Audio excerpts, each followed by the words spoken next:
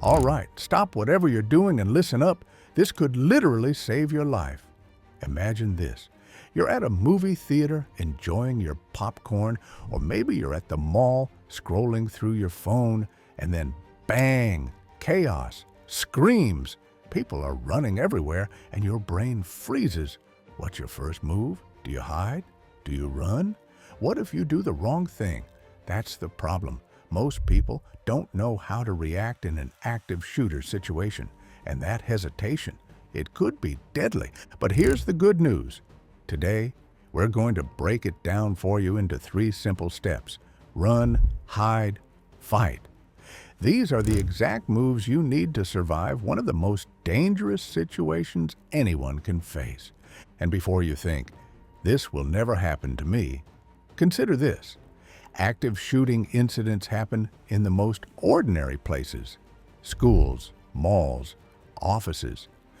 Knowing these steps isn't just useful, it's essential. This is a video everyone needs to see.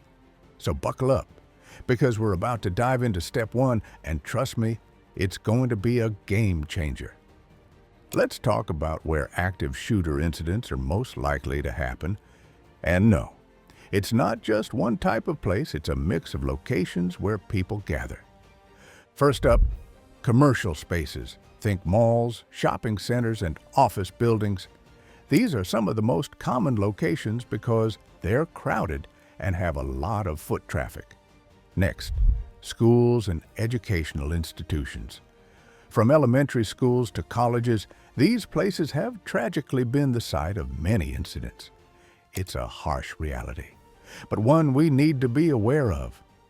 Then there are open spaces, parks, concerts, and outdoor events. These are harder to secure, making them vulnerable targets. We also see incidents in government buildings, places of worship, and even healthcare facilities.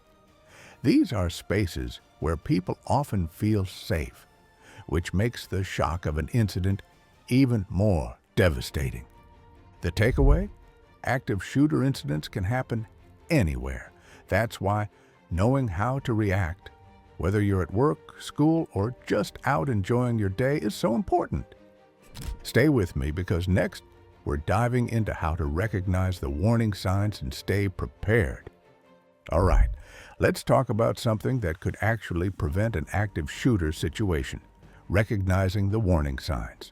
These aren't always obvious, but paying attention to certain behaviors can make all the difference.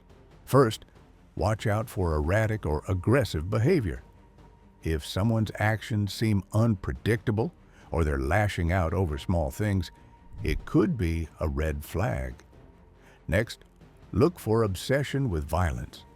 This could be someone constantly talking about violent events, glorifying past attacks, or even making threats, whether they seem serious or not. Another big one: social isolation. If someone has withdrawn from friends, family, or co-workers and seems to be spiraling into their own world, it's worth paying attention. Then there's expressing hopelessness or grievances. If someone feels like they've been wronged and starts talking about revenge or retribution, that's a major warning sign. And finally, sudden changes in behavior, like a drastic shift in personality, appearance, or habits. Combine that with any of the other signs, and it's time to take action. Here's the thing: spotting these signs doesn't mean you're accusing someone of being dangerous. It's about being aware and reaching out for help if something feels off. Reporting concerns to the right people, whether it's a supervisor, school counselor, or law enforcement, could save lives. All right, when you hear those first chaotic sounds, screams, gunshots, your number 1 priority is to run.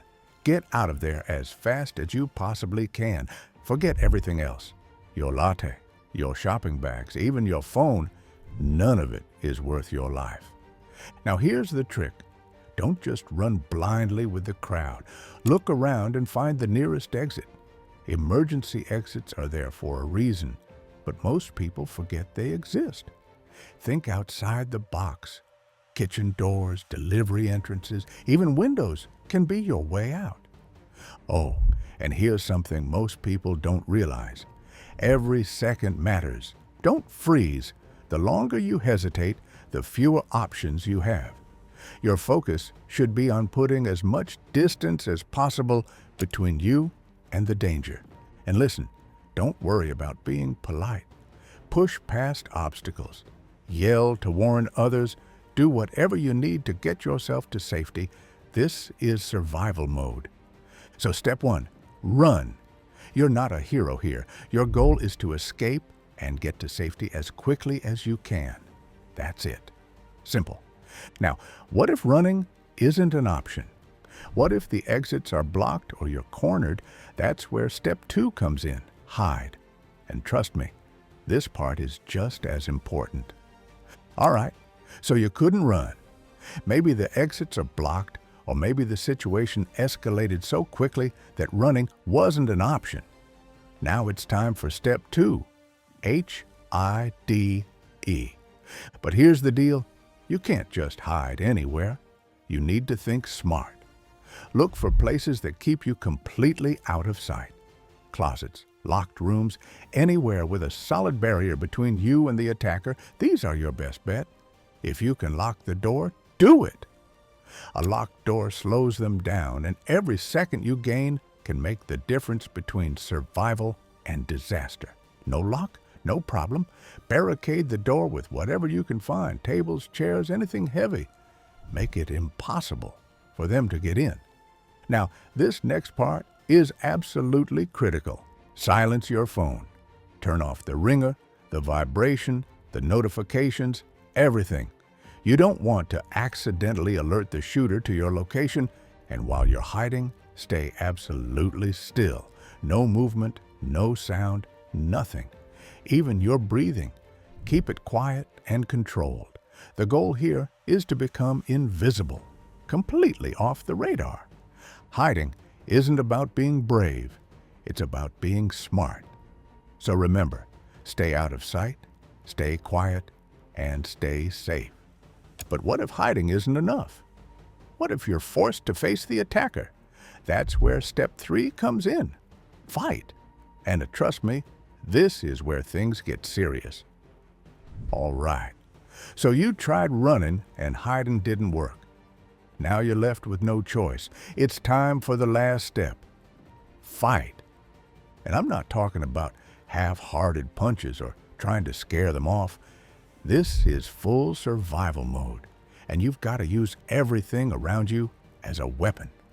Look for chairs, fire extinguishers, backpacks, or even something sharp. Anything that can give you an edge. Here's the strategy. Aim for surprise. Throw things, swing hard, and use your surroundings to fight back.